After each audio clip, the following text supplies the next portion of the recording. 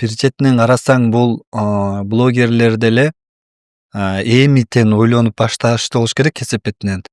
Алар баягы кесепетин көбүнчө билбейт. Блогер чыгармачыл адамдар бул чыгармачылык менен гана алектенишет экен да. Эми баарын айта албайм. Мен анча-мунча көрүп жүргөндөр чыгармачылык менен алектенишет экен. Булар байоо болот экен, адамдарга ишеним менен карайт экен. Анан келип алып бир курулуш компаниясы, башкасы келип алып эле биз укмуш компаниябыз, биз мондайбыз, реклама кылып бер, анчасын төлөп беребиз десе, жарнама кыла берет экен.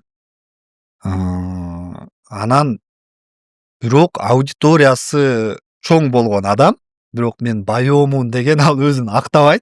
Сен аудиторияң чоңбу? Артыңда сага ишенген адамдар болуп атабы? Анын жоопкерчилигин да сезишиң керек.